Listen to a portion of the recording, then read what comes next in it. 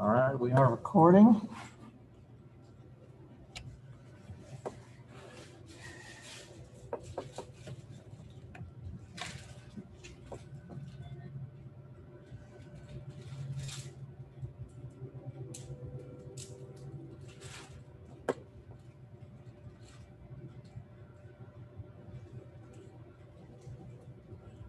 right, it's getting. Yeah, it's coming, okay.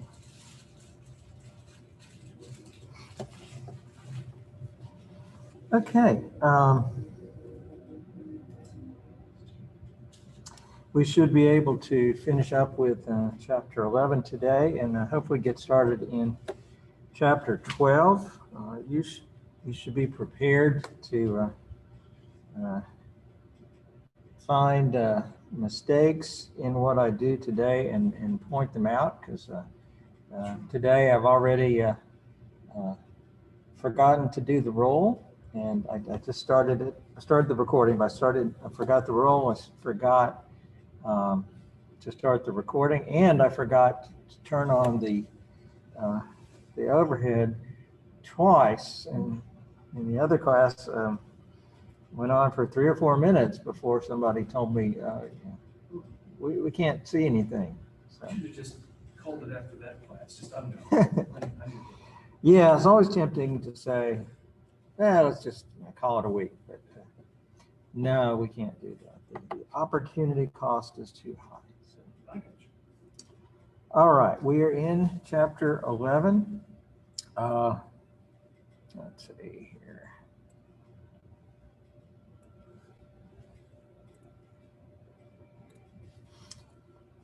And as I've said, that this chapter isn't all that long, but I think it contains information that is really, really important and foundational. We're going to be coming back to it throughout the rest of the semester. And we'll just start with a review of some things that we did last time. Here you've got a graph. Always look and think about what is here: marginal cost, average variable cost. What if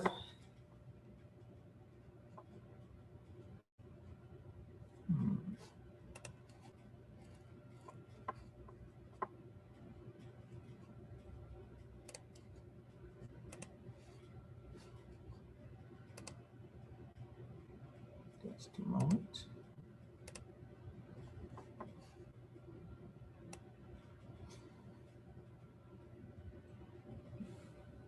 Say this is the demand curve showing the demand for this firm's product. Let's assume this is a price taker market, which is the only kind we've been looking at in this chapter. If this is the demand curve, how would this firm decide how much to produce? What does it think in terms of? Marginal revenue equaling marginal cost. Marginal revenue equals marginal cost. If you're looking for quantity, you look for that. And in a price taker market, the demand curve is horizontal at the level of the current market price, so whatever this is, and the price or the marginal revenue will be equal to the price. So this would be the MR curve, this is the MC curve. So you would say, okay, since it's a price taker market, then the price will be whatever this is. MR equals MC is here. We find that, we identify that point. We read down. This is the quantity the firm will choose to produce. How do we know if the firm's going to make any profit? Well, we recall our equation for profit. Profit is equal to what? It's total revenue minus total cost, but what was our other equation that showed the relationship? Prices. Prices. Okay. Jesus, I'm still Price. About 13. Price over quantity. No. Profit is price minus average cost multiplied by the quantity. That's the per unit profit multiplied by the, oh, that's a bad cue, multiplied by the quantity. And so here we know that, excuse me, we know the price, we have determined the quantity. So we're interested in what is the average cost for this quantity.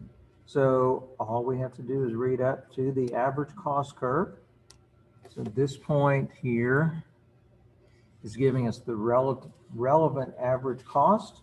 So we can say this firm is making this much profit per unit. It is selling this many units. So this rectangle represents the profit that this firm is going to make. And so from the graph, we see clearly the firm is going to make profit. We also said last time that, let's see.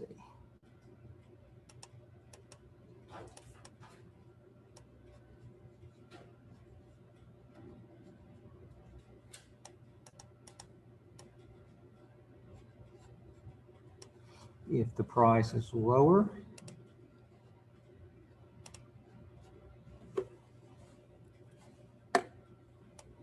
if the demand curve was somewhere down here, okay, the firm would still follow the same process for thinking about what to do. It's going to produce where MR equals MC. Got to look for that first. So that if this is the new demand curve, then it is also the price line. It's also the marginal revenue line. Where's MR equal to MC? Here. Dr. Jones, the screen was just setting.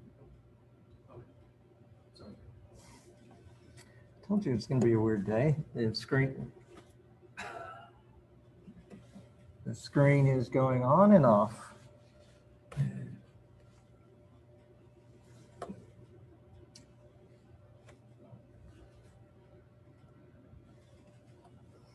Give me a moment.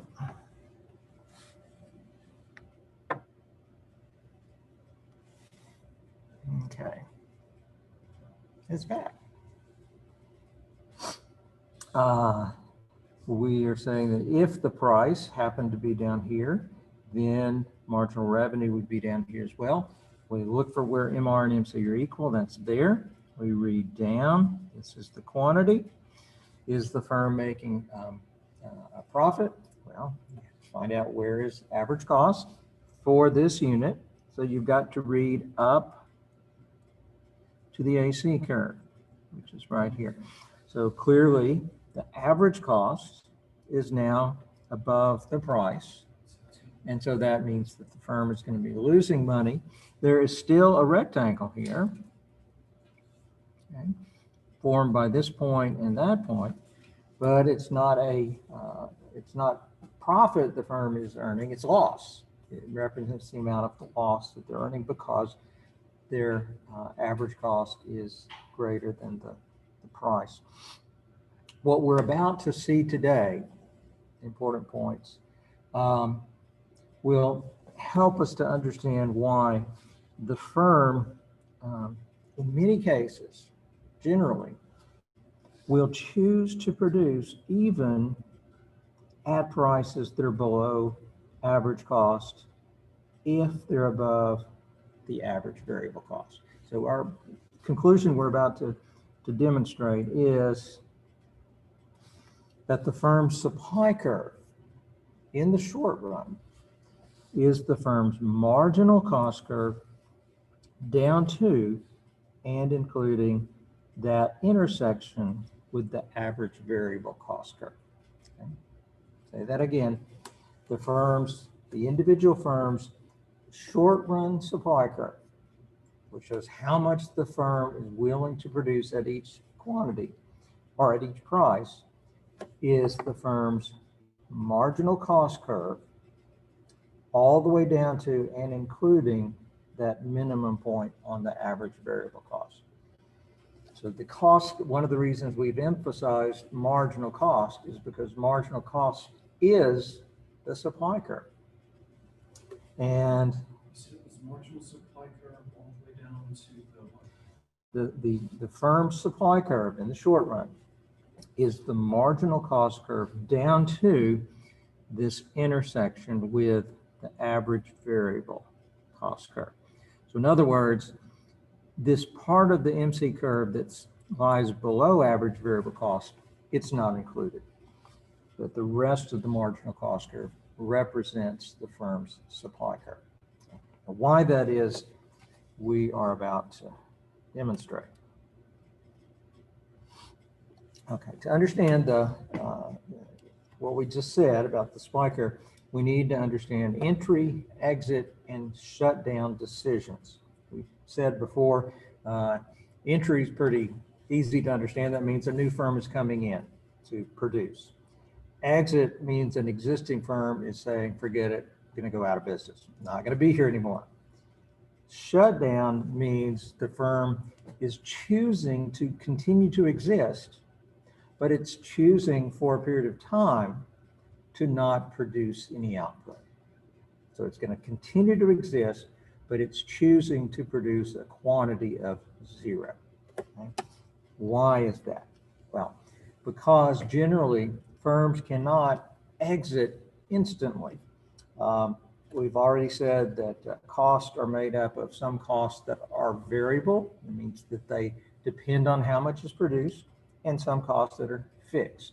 These are costs that they're going to bear whether they produce any output or not. Such as, you know, your insurance. Well, as long as you stay in business, you're going to have to pay insurance. Doesn't matter how much you produce. Let's say you're renting your factory. Well, if you have signed a 6-month lease and you can't get out of it, then that is a fixed cost. Whether you produce a lot of output or a little or no output, you're still going to have to bear that cost. And so that's a fixed cost. And in the short run, because those fixed costs are inescapable, those fixed costs do not influence decisions. Okay? They are inescapable, so we don't take them into account when making decisions. So let's think through the implications of all of that.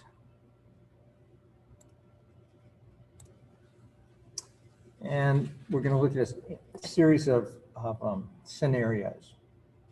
What if I tell you we have a firm, they're currently producing where their marginal revenue is greater than their marginal cost, and the price is less than their average cost. MR is greater than MC. Price is less than their average cost. What can we say? What would you tell this firm? See, in point A, the marginal revenue is greater than the marginal cost. That they have room to expand their production. The fact, it's more of good X. That's right. We keep harping on that they want to produce where MR equals MC. And this firm is not doing that. So the first thing we see is they are not producing at the best level of output. Okay, so they can do better. And in order to do better, what do they need to do? Produce more or less? They need to produce more because marginal revenue is horizontal, marginal cost is upward sloping. This firm is producing at an output level, something like this. Let's say MR is $10, marginal cost is only $6. Okay? This firm should expand and produce more. It should continue to produce out to here where MR and MC are equal. Because let's say this is Q1, all these additional units of output would add to the firm's profit. And so it's going to be better off producing at Q1 than producing at Q0. So the first thing, if we're advising this firm, you're not producing enough. Now let's look at the second part. Price less than average cost. What does that tell you? If you look at that and say, oh, that's good.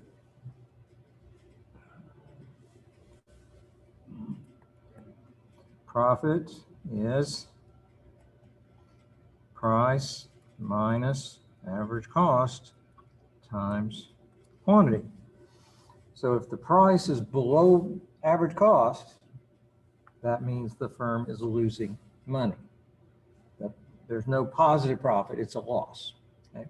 So generally, if you're told the price is below average cost, you say, okay, the firm's losing money.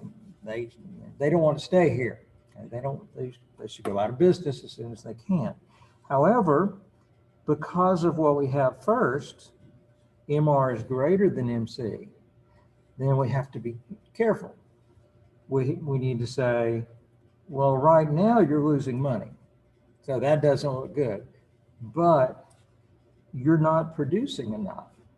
And so it's possible that if you expand out to where MR and MC are equal, it's possible you will be able to not only cover your cost, it's possible you'll be able to make profit. We can't know. All we know from this first line is that right now they're not producing at the right, the level that gives maximum profit. So the price is less than the actual cost. Price is less than their average cost. Average cost. Just remember, the price is the amount of revenue they're getting per unit. So price is average revenue. So if this means that average revenue is less than average cost, so they're losing money. So it would be safe to say to the person running that firm is you have room to expand. Expand production. I wouldn't say they have room to expand. I'd say you tell them, well, right now you're losing money. That's not good. But you're making a mistake. You're not producing as much as you should be producing. So you need to expand and then see what happens. And it's possible you'll still be losing money, in which case you should go out of business as soon as you can. But it's possible you'll actually end up making profit. So the only thing we can say for sure, given this information, is they're not producing the profit maximizing level.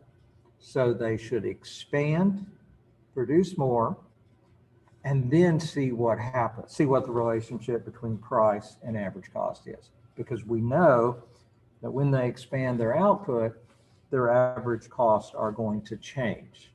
And so it's possible that this market can be profitable. We just don't know for sure. Okay? What if we are presented with this situation? Marginal revenue is less than marginal cost, and price is less than average cost. What does that tell us? This is a happy picture. Is this a happy picture? Is the owner going to be happy about this situation? He's going to be happy if he's making profit, okay? Economic profit. Is he making any economic profit here? I think so. Always go back to your relationships. Profit is price minus average cost times quantity. So if price is below average cost, let's say price is $10 and average cost is $13. Is he making any profit? If price is below AC, you know he's losing money. So this is not a good situation, just like the previous one. But the diagnosis would be very similar. We look at MR less than MC, and that tells us this firm, they're losing money right now, but one reason they're losing money, and this could be the whole reason, is that they're not producing the right amount of output. they're not producing where MR equals MC. In the previous situation, they were not producing enough. In this situation, think about how would you draw this situation. You've got the MR curve, got a marginal cost curve. But here they're producing where the marginal cost is above marginal revenue. Okay? So they're producing somewhere like this, okay? Where the price is here and their marginal cost is greater than that. Okay? So this, where do they want to be producing? They want to be where, you guessed it, MR equals MC, but they're not producing there. Okay? They should be, let's call this Q star, the level of output that will give maximum profit. They're producing too much.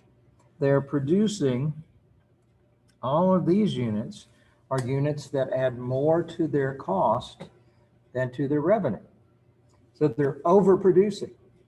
And as a result, they're losing money. So this situation is very similar to the previous one. The problem is they are producing the wrong amount of output.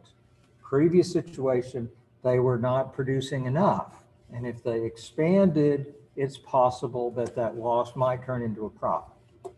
They needed to expand and then recheck to see if they were making profit. Here, they're not producing the right amount of output, but they're producing too much. And so the recommendation would be cut back, produce less, and their profit will be greater or their loss will be smaller. Okay? We still don't know for sure if they'll be making any profit, but we know they'll be better off producing at Q star than if they produce where they are now. So the recommendation would be cut back, produce at Q star, and then see how does the price compare to their average cost. And if price is still below average cost, then they're losing money. And if they think that's going to continue, they would want to go out of business as soon as they can escape their fixed cost. Okay, what about this? You're told MR equals MC. You're told price is less than average cost. Is this firm making any profit? The first part they are, and the second part, I have to say something. Okay, you want to distinguish between the role of these two equations. They both have to do with profit, but they're very different. MR equals MC, that is the condition that they use to identify the quantity level that will be best in terms of maximizing profit. But producing where MR equals MC does not guarantee they're going to make profit. It guarantees that's the best output they can choose if they're going to produce anything. Okay? But if you want to know, are they, so this has, MR equals MC has to do with finding Q star. Price compared to average cost is what you need to do to look at to calculate profit. Okay, are they making any profit? Okay. So you use MR equal to MC to find Q star, but then you have to use the profit equation to determine, are they actually making any profit? Okay. So here we look at the first one, MR equals MC, and we say, okay, well, finally, this firm is producing at the quantity that is best in the sense that will give maximum profit. Okay. But then we have to look at the second one. They're doing the best they can, but are they actually going to be able to cover their cost? And this tells you no, even though they are choosing the best output level, the best quantity, they still are not able to cover their cost. So this firm is going to is losing money, and that means losing money means that it has better alternatives elsewhere. And so this firm, if they believe this is going to continue in the future, this firm would choose to go out of business as soon as it can avoid its fixed cost. So important to distinguish between what you use this first equation for and what you use this second one for. Okay? One has to do with deciding how much to produce. The other has to do with determining, given what they are producing, are they making profit or are they losing money? Both important, but very different questions. Consider this one. Well, go back. So in this situation, they are producing at the right level of output. If they're going to produce anything, they're producing where they should produce. But they're losing money. And we said that if they think this is going to continue, then they should go out of business as soon as they can avoid their fixed cost. But what if they have significant fixed costs? Maybe they've got, they're releasing their factory and it's a 6 month, they have 6 months left on the lease. They can't get out of that. Those are fixed costs, so they should ignore those fixed costs. So any cost that you cannot escape is irrelevant. So the question then is, we know this firm is going to choose to go out of business as soon as they can avoid their fixed cost, escape their fixed cost. But what does that imply about the present? At present, they're doing okay. Well, no, they're losing money. They're not doing okay. They are not happy. They're losing money. But does that mean, should we jump to the conclusion they should just go out, they should just stop producing right now? And the answer is not necessarily. This is where the shutdown decision comes in. Okay? This is a firm, they're producing the right quantity if they're going to produce. They're losing money. But in the short run, we don't yet know whether they should continue producing and lose money, or whether they should shut down completely. And to answer that question, we have to think in terms of average variable cost. You may have thought we introduced all these different measures of cost just because it's so much fun. But no, we've seen that marginal cost is exactly what we need to focus on in deciding what quantity to produce. We've seen that average cost is exactly what we need to focus on in calculating profit. In making the decision about what to do in the short run, average variable cost is exactly what we need to focus on. Okay? In this situation,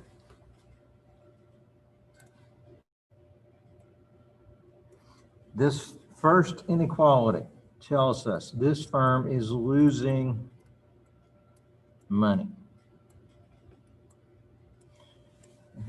If it expects that to continue, this firm will choose to go out of business completely in the long run. But question we're asking now is, what about the short run? What about this immediate period of time where the firm has this fixed cost they cannot avoid? They've rented this factory, they've got a lease for the next 6 months, they cannot avoid making those payments.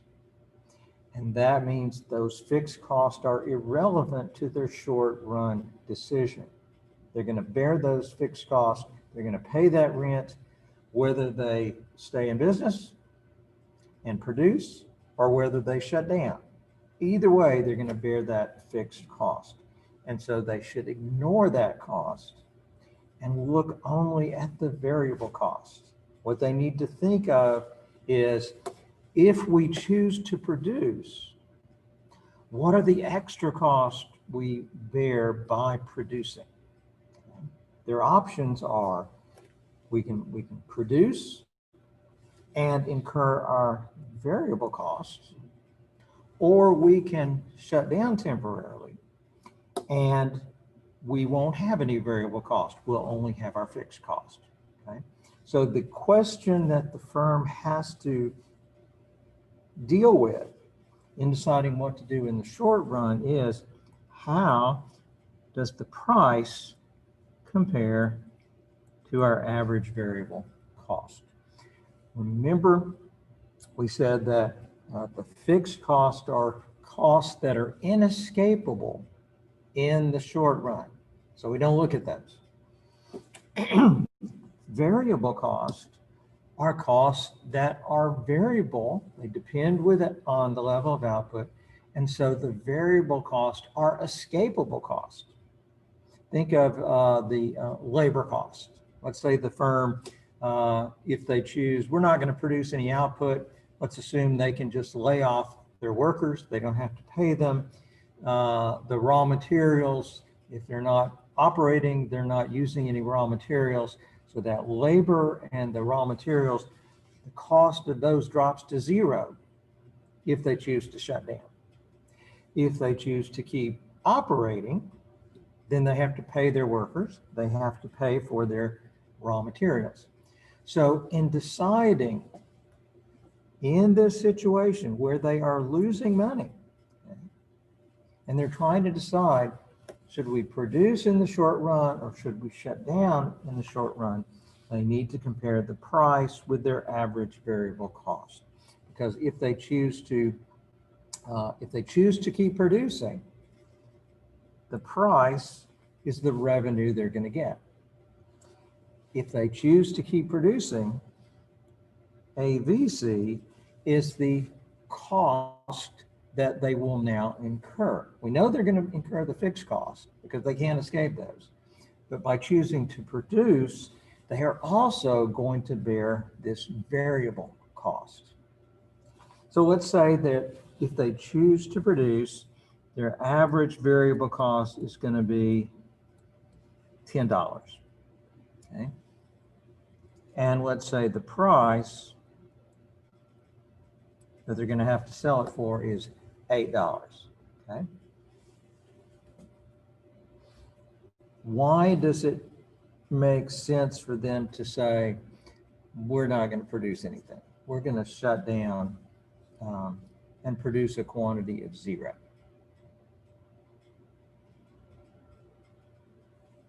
By choosing, if they choose, so again, remember, they've got the option, shut down, produce a quantity of zero, or produce and lose money, okay? Because this guarantees they're going to lose money. It's a question of, they want to pick the option where they lose the least money. The least worst option. That's right. They don't have any, this firm does not have any good options. They want to pick the best of the not good options. What will the firm's profit be if it shuts down temporarily? Now think about that for a minute. Total cost, well, profit is total revenue minus total cost. Total cost is fixed costs plus variable cost. Okay? If this firm shuts down, doesn't produce any output, what's its revenue going to be?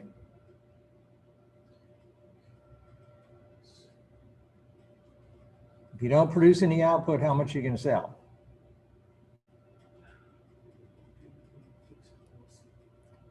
If you don't, you got to produce it before you can sell it. Yeah.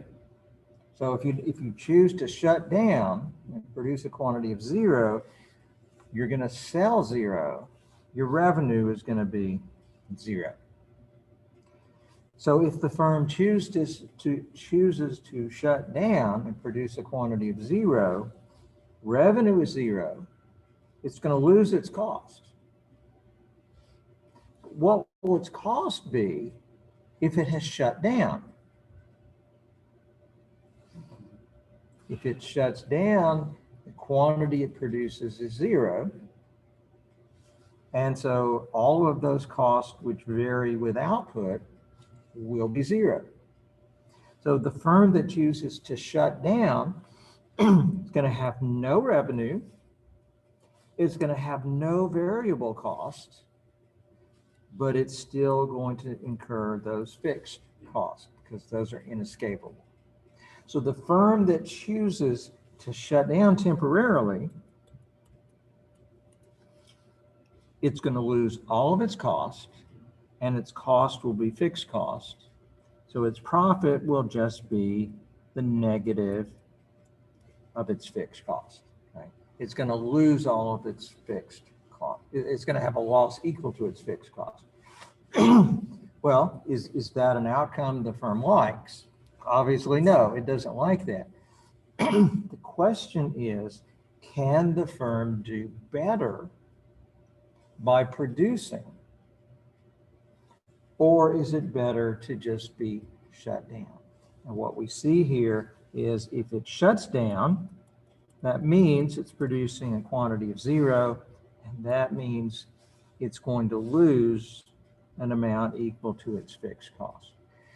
So in trying to decide, should we produce in the short run even though we're going to lose money, the only question is the price high enough to cover our average variable cost? Because if you can cover all of your variable costs, then you're going to do better than if you don't cover all of your variable costs. Here, given this information, this tells you the price is so low that you can't even cover your variable cost. If you choose to produce for each unit, on average, each unit you sell, you're going to bring in $8. But just looking at your variable cost, it's going to cost you $10. So you're going to lose $2 in variable cost for every unit that you produce. And you don't have to lose that, okay? Because these variable costs, because they're variable, they can be escaped. They can be avoided. So our rule is, if the price is so low that it's below average variable cost, the firm says we're better off to just go ahead and shut down. Okay? We're going to produce a quantity of 0. By doing that, we're going to lose our fixed cost. But if we continue producing, we're going to lose our fixed cost, plus we're going to lose $2 on every unit that we produce. So their choices are lose your fixed cost by shutting down, or lose your fixed cost plus $2 for every unit you produce.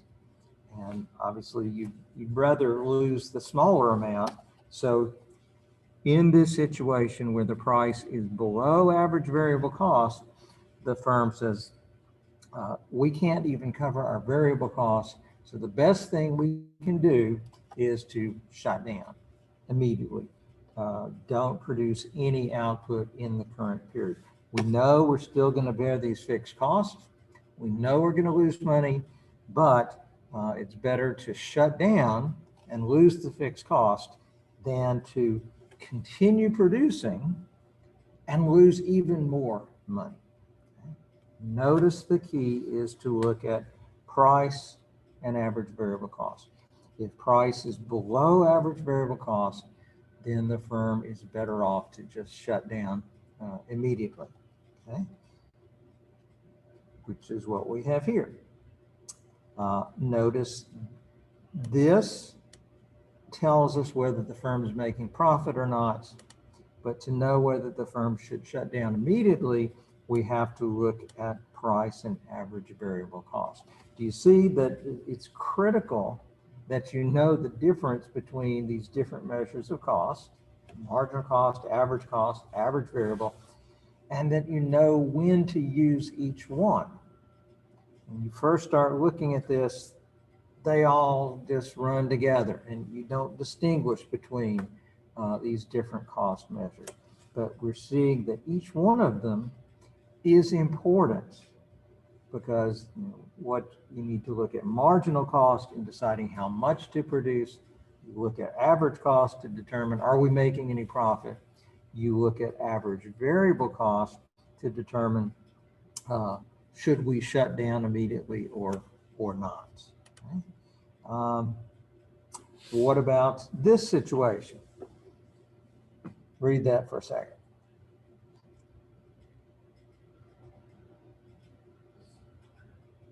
Here the price is below average cost, but price is above average variable cost. What does that tell you? Is this firm making any profit?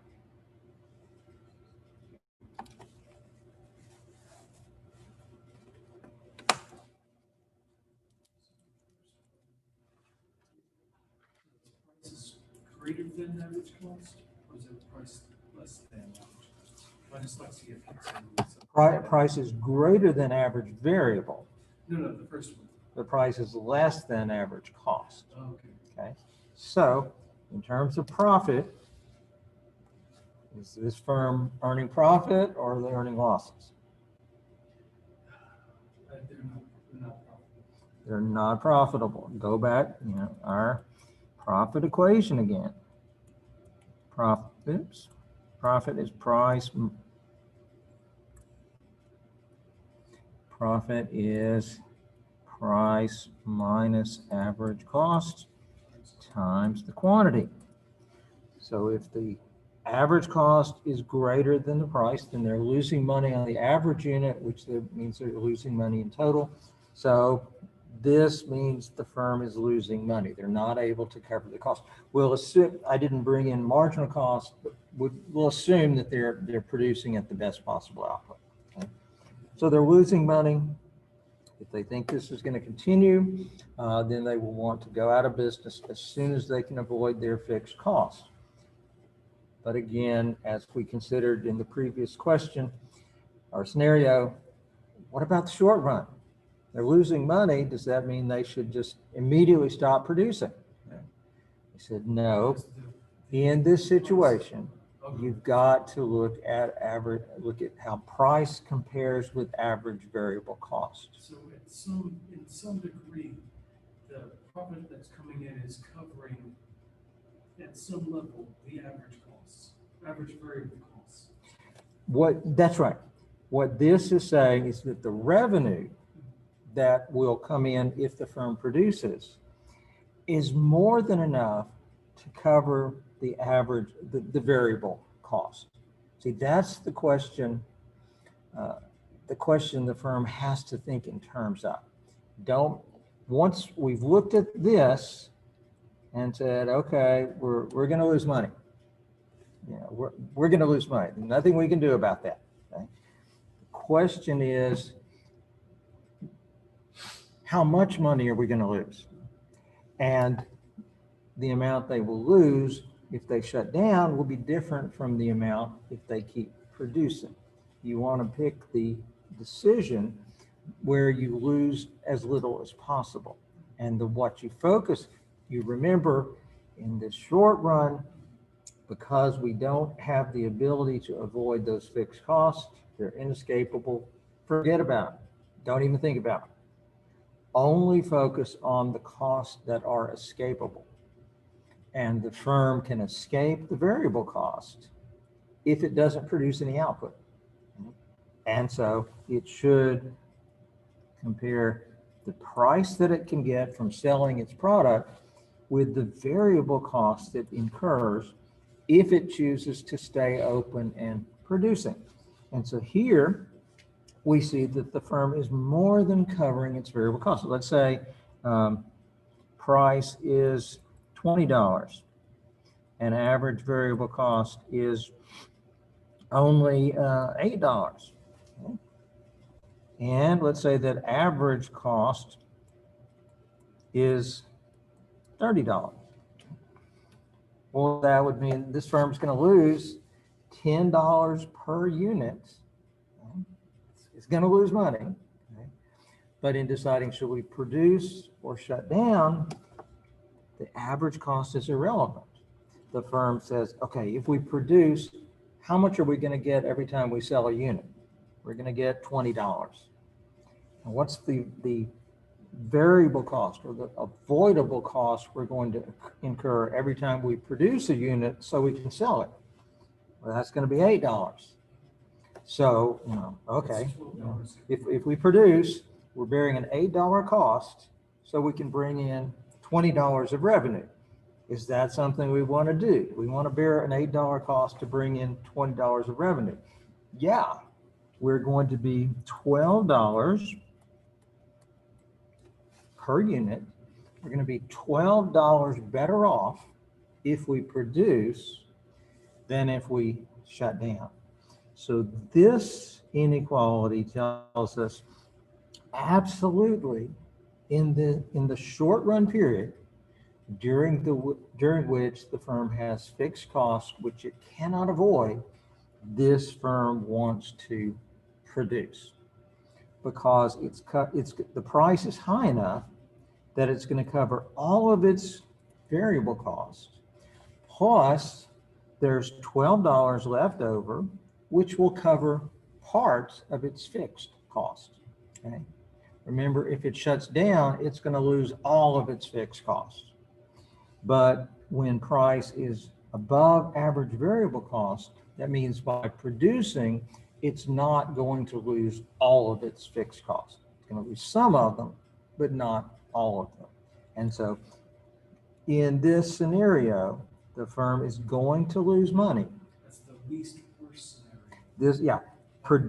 Given this, the least worst outcome is for it to produce and lose part of its fixed cost rather than shut down and lose all of its fixed costs. Okay? So remember, we've got the MR equals MC condition that we have to focus on when we're deciding how much to produce. We've got price and average cost, which we look at to determine, are they making profit? Are they covering the cost? And then we have price and AVC, which we look at in this situation where the firm is losing money and it's trying to pick the least worst of the bad outcomes. Yeah. Is the average variable cost, is that always a short run consideration, or does it fluctuate depending on the situation? The question is the average variable cost consideration, is that only relevant in the short run? And the answer is yes, because in the short run, the way we've defined it, the short run is a period during which we have some fixed cost, which cannot be avoided. And so we have to think, okay, well, what are the costs that I can avoid? When we're talking about the long run, then all cost will be, basically in the long run, there won't be any variable or any fixed cost. So when we're thinking about the long run, all we have to look at is average cost. Okay. If we're making the long run decision about we're going to produce in this industry or we can go out of business, then you only look at the price and average cost. To summarize what we just did, that scenario is where the price was below average cost, so the firm is losing money, but the price was high enough so the firm could cover its variable cost, and so even though the firm was losing money, it should continue producing in the short run. And by short run, we mean that period of time during which some costs are fixed, which means they cannot be escaped. They're inescapable. All right, next scenario. If the price is greater than average cost, what does that tell you about profit? Should the firm continue producing? And we go back to our old friend. Profit is price minus average cost times quantity. Here, price is above AC, which means this term is positive, which means the firm is making profit. So the answer is yes, the firm is making profit. And think about, what does it mean to make profit? Well, we're talking about economic profit. So that means the firm is not only able to pay its bills, okay, it's covering its explicit costs, there's enough left over to cover the opportunity cost of the owner's resources, the implicit cost. The revenue is sufficient that the firm is covering all of its costs, which means the owner is doing better using his resources to run this business than he could do if he used his resources elsewhere. So as soon as you realize he's making a profit, that answers the second question. He's doing better than he could do anywhere else. So of course he's going to continue producing. So if he's making a profit, we don't have to worry about average variable cost, because obviously he's covering his variable cost if he's covering his total cost. Okay? So this is the easy situation. And that's just the answer. Notice also the firm should continue producing where price equals MC. Okay? That's what we've always said. Or if the firm, this also applies to firms that aren't in this market. Somebody who's not producing in this market, but they're looking at the possibility of entering this market. If they believe we can enter and we'll be able to charge a price that will be greater than our average cost, then those outside firms should choose to go ahead and enter this market because they can do better in this market than they can do elsewhere. Okay, so yes, they are making profit. Yes, they should continue producing. Last possibility, what if the price is equal to average cost? Okay, we'll just apply the same logic that we've been using. Okay, and I'll write it one more time. Profit is price minus average cost times quantity. So if price and average cost are equal, that means the firm is breaking even. The price is high enough that the firm is able to cover its cost, but it's just barely able to cover its cost. There's nothing left over. So that means that profit is going to be 0. So, and we said that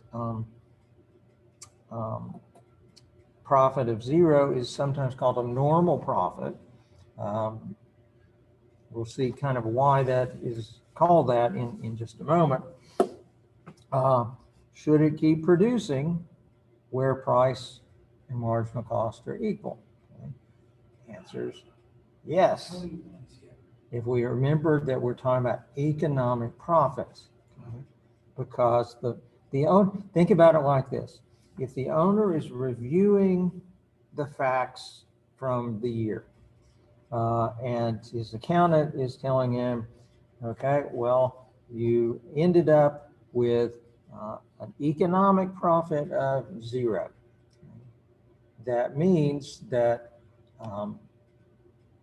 he did as well as he could have done anywhere else. So he's not going to be jumping up and down saying, I had a great year. He's not going to be kicking himself saying, I could have done better somewhere else. He says, well, did as well as I could have done anywhere else. And most importantly, it means he has no incentive to go anywhere else. He has no incentive to shut down. He has an incentive to keep doing what he's doing, because zero economic profit means he's doing as well as he could do anywhere else. And just a footnote, we don't usually point this out, but the firm always has an incentive to try to look for ways to improve, try to look for better ways to produce the product, ways to lower its cost. In everything we do, we're just assuming that the firm already knows the lowest cost way to do it, right? And they're doing that. But in the real world, you produce one way today or this year, and at the end of the year, you may realize, no, we could have done it differently. There's this other technology we could have used, and it would have lowered our cost. So in the price taker markets, the guys and gals who innovate and do something very wonderful are always the guys and gals who are going to have the higher economic profit at the end.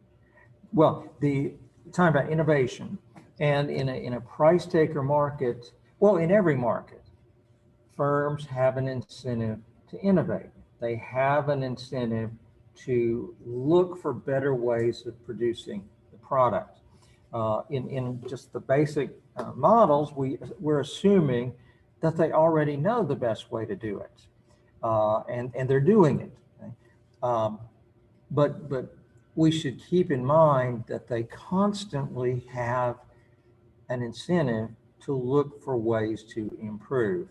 And if an individual firm finds a better way to produce the product, their costs are going to go down, and they're going to benefit. So they always have an incentive to try to find a better way to produce. We don't mention that very often, but that is the case. Summary of all these decision rules. This is a little complicated. If the price is below average cost, that means they're losing money. If the price is below average variable cost, that means they're going to lose more money if they produce than if they shut down. So they should go ahead and shut down immediately, and they'll lose their fixed cost.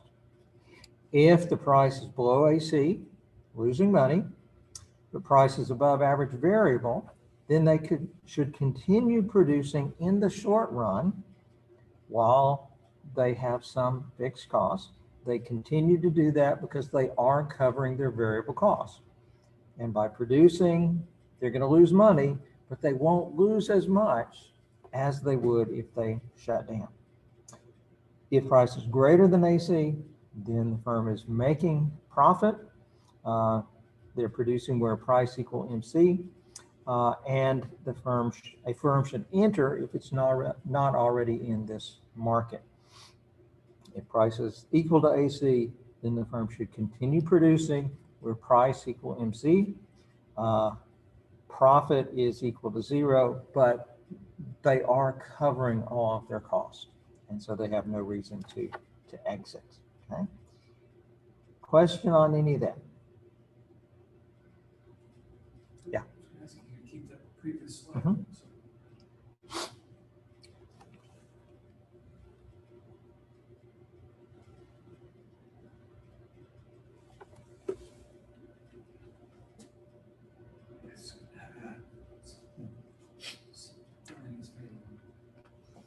Okay.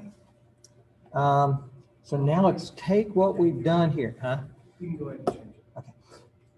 Let's take what we've done and go back to our graph and make sure we understand where the individual supply curve is.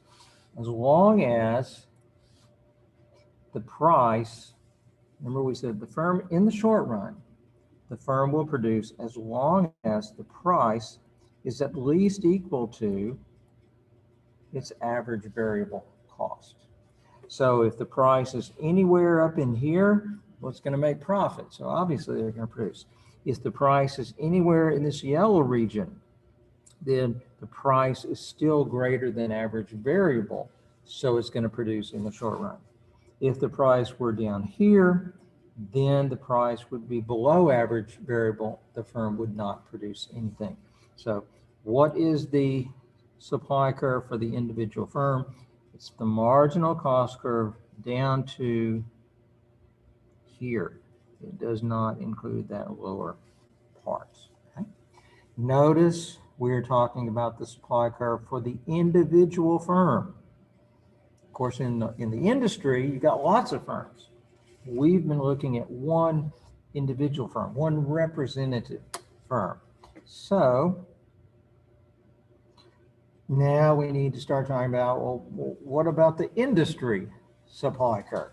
Okay, the price is determined by industry supply and total market demand. So how do we find the industry supply curve? And a couple of notes. The slope of the industry supply curve depends on how costs change as industry output changes. That'll make sense in a minute. Okay. Industry, or if we say the industry supply or the market supply, it means the same thing. The question? Okay. The industry supply curve can have different slopes. It can be upward sloping. It can be flat. It can even be downward sloping, which is kind of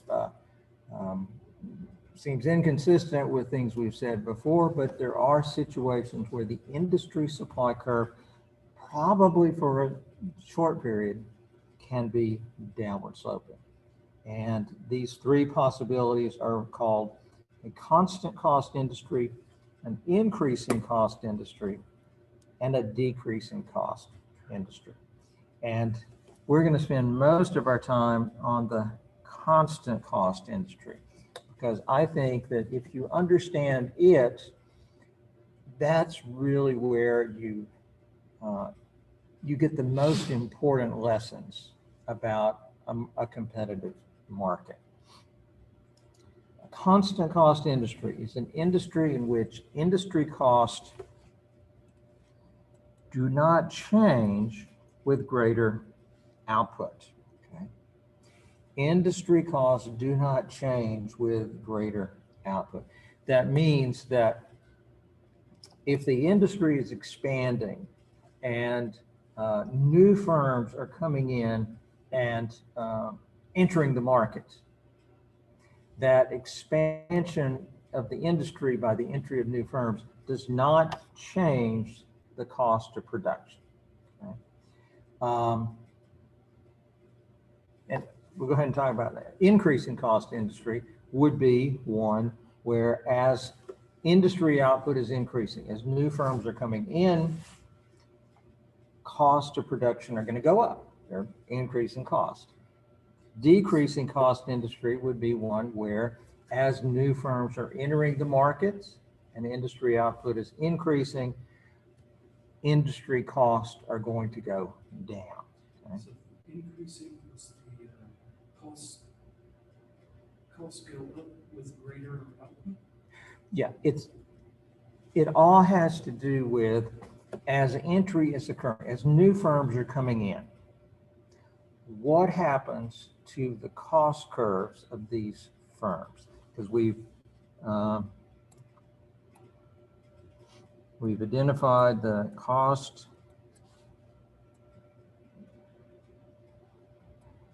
curves faced by a firm is looking generally something like that.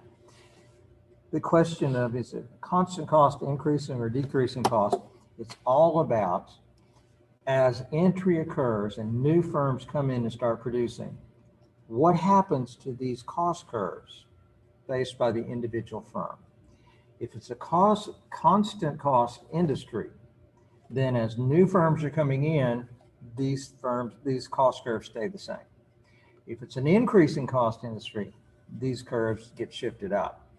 If it's a decreasing cost industry, these curves go down. Now, is that the costs going down because firms are leaving, or is it costs are going down because the more firms are in? If it's a decreasing cost industry, that means that as new firms are entering, all those cost curves are going down, which the why that would happen is not something you're going to think of. It's rather unusual, but and we'll get to that in just a second. Understanding the constant cost industry is relatively easy. A constant cost industry has two characteristics. First, it meets the conditions for a competitive industry. So you've got lots of buyers, lots of sellers. They are selling products that are similar or identical. Slightly different ways you could describe this, but they're selling the same products. Consumers don't care who they buy from. That's the idea, competitive market. Okay? They also throw in there many potential sellers. That means there are lots of firms that aren't producing in this market, but they could come in and produce if it were profitable to do so. Okay? That's kind of a detail you don't need to worry too much about. The second condition for a constant cost industry is that the industry uses only a small share of its major inputs. I think the easiest way to think about this would be, think about wood. Okay? Wood is an input into a lot of different things. Wood is an input into the construction of houses. Wood is also an input into the creation of toothpicks. Okay? If you think about the construction of houses, houses use a lot of wood. So if you have an expansion of industry outputs in the housing sector, that is going to create a big increase in the demand for lumber. And so it's likely that as the housing industry expands, the price of lumber is likely to be pushed up. And that leads to increasing cost in the housing market. So the housing market would be an increasing cost market. But compare that to toothpicks. If somehow everybody in the country decided to use twice as many toothpicks as before, okay, well, then that would be a very significant expansion in the toothpick market. Okay? Toothpick output would go way up. Nobody's really going to feel that price increase pinch. That's right. But even though it's a big increase in the amount of toothpicks produced, the amount of lumber that's used in those toothpicks is going to be tiny. You don't have to worry that the price of lumber is going to be pushed up because people are wanting more toothpicks. So I think the toothpick industry is the easiest example to think of as a constant cost industry. If the quantity being produced in total goes up, not going to affect the price of lumber because it's using such a small portion of it. Whereas you have an expansion in the housing market, that is likely to push up the price of lumber. So that would be an increasing cost industry. Okay, got about 4 minutes to cover something really important. Long run equilibrium in a constant cost industry is represented here. You've got the market over here. Notice it shows you this is the industry supply and the total industry demand. So all the consumers, all the producers are represented here. And this is giving you an equilibrium price of $6.99. And QA would be the total quantity produced by all of these producers together. On the right, you have an individual firm. Think of it as a representative firm, okay? Just one little bitty firm who is a price taker. Okay? He knows he's tiny compared to the total. He knows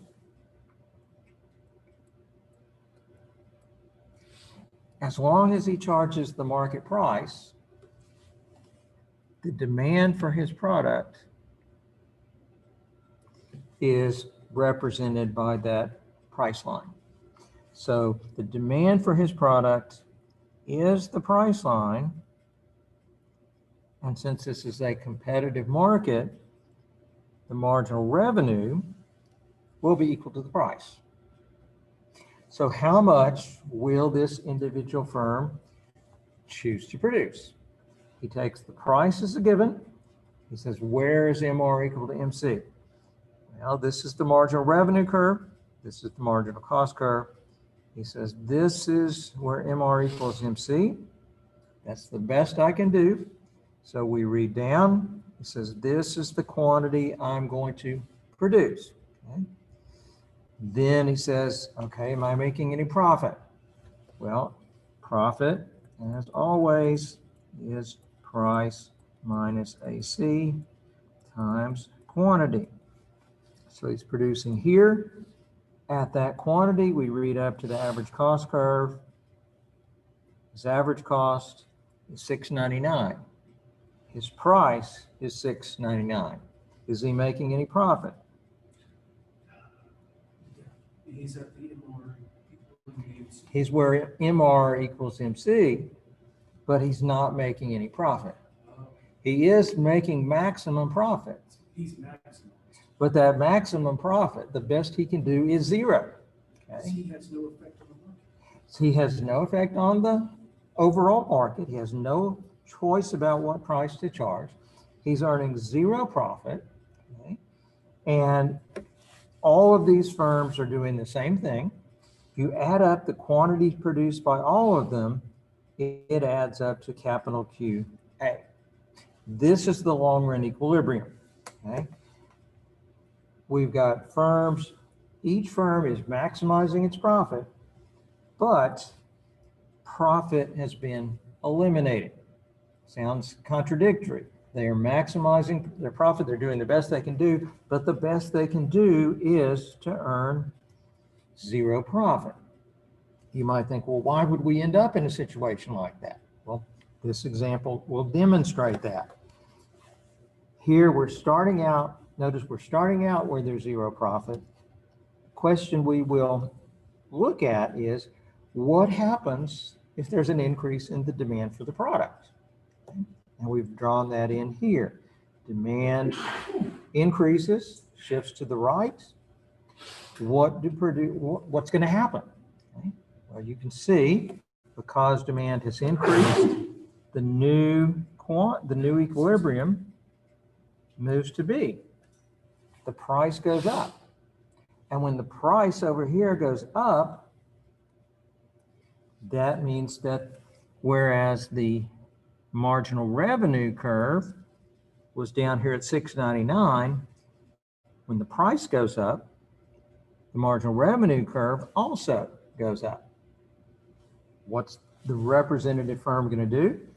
It was producing here where MR and MC were equal.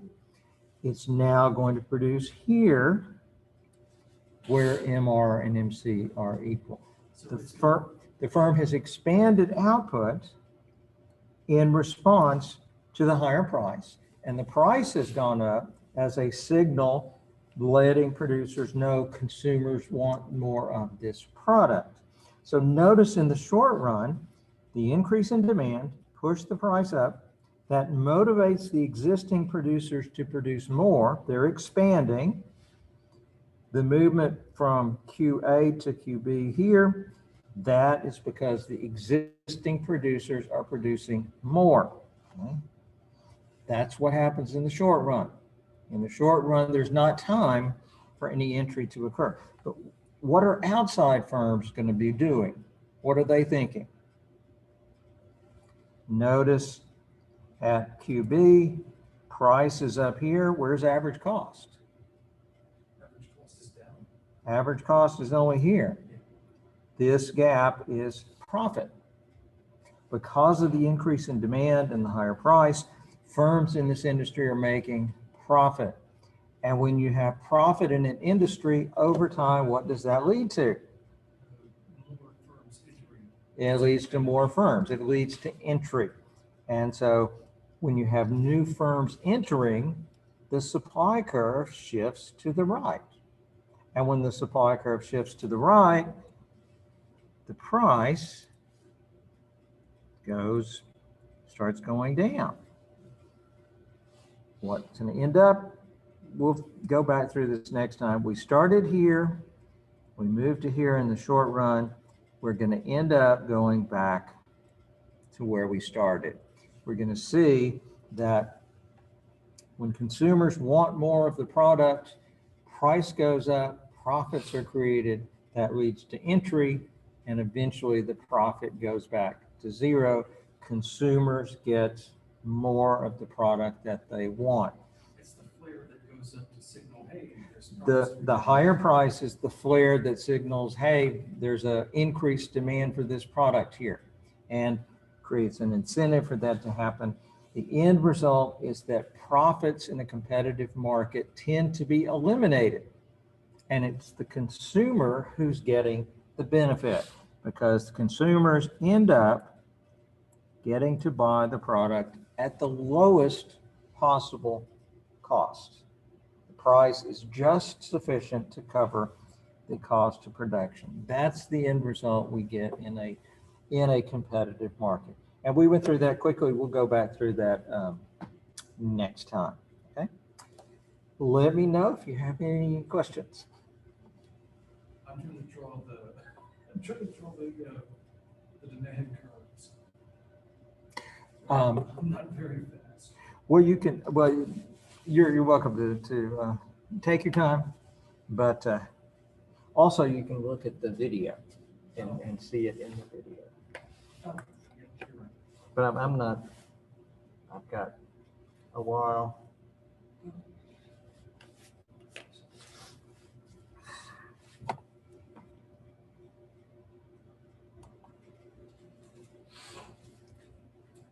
It's disturbing that the screen goes out. What's that? It is disturbing that the screen goes out. Before the projector does. I think it's, I think I know what's doing it, but it's still disturbing.